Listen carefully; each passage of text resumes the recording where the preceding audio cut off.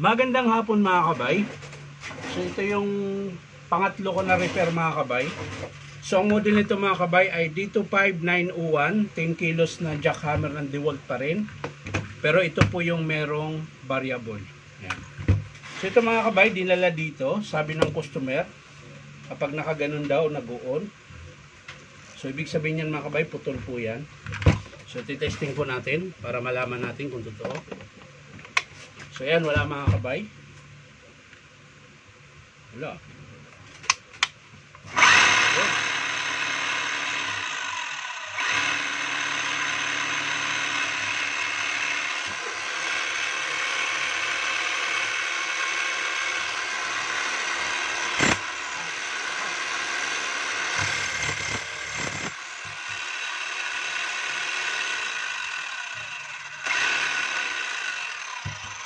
So, ito mga kabay, wiring lang po ang sira niyan. Tapos tinesting ko rin yung kanyang chipping, malakas pa po. So, tanggalin natin yung bala. So, dito lang po yan mga kabay. Pag mga ganyan, buksan mo lang dito sa may bandang handle. Ayan.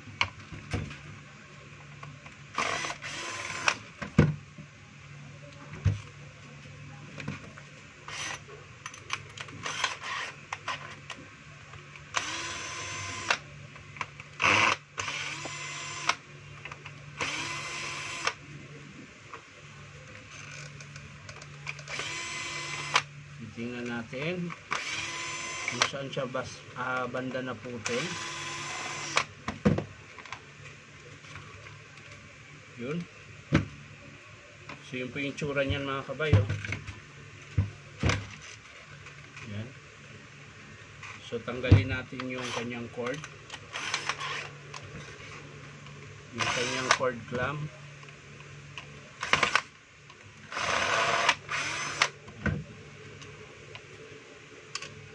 Tapos syempre yung kanyang sa switch.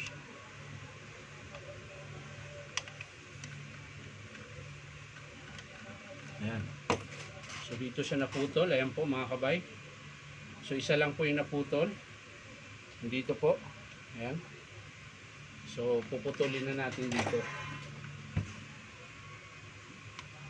Lagyan natin ng allowance at baka may putol pa na iba.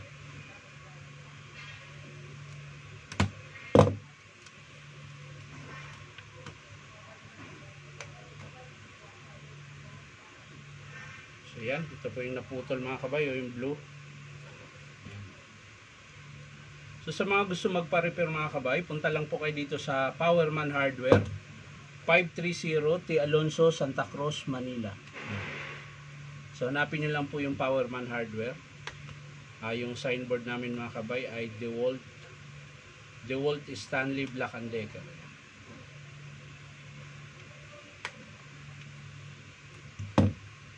So yan mga kabay. Kailangan na natin siyang ibalik. Tutupiin na lang natin ito mga kabay. Ayan. So ikakabit natin ulit sa wala yung flat ko flat screw sabay nagpunta. So di bale, ito na lang ulit kabit natin. Ihigpit lang naman ito mga kabay. Ayan. So sa kabila, ganun din, luluwagan lang natin.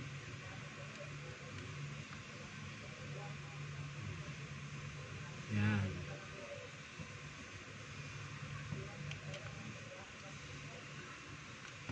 Okay. So ayan mga kabay, ayos na.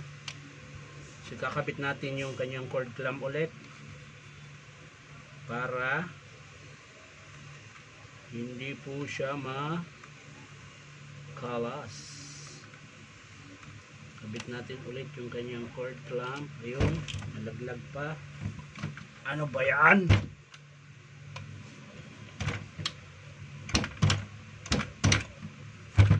Binigyan pa ako ng problema. So ayan mga kabay, nailagay ko na yung cord clamp. So higpitan na lang natin. Ayan. So ayos na mga kabay, babalik natin yung handle niya. Ayan. Siyempre higpitan din natin yung screw. Para po tayo ay matapos na.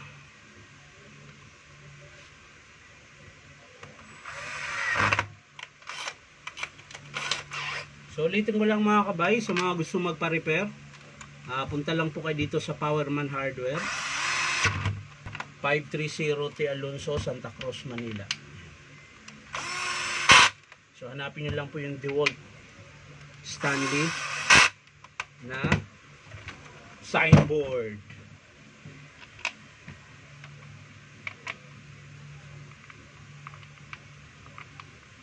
So sa mga gusto magpa-repair mga kabay, pre-estimate naman po kami. Pero dito lang po sa DeWalt brand, DeWalt Stanley Black & Decker.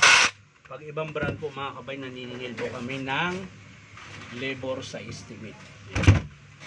So yan mga kabay, titesting natin ngayon kung nagbabago pa ba, kung mamamatay-matay pa ba siya o hindi.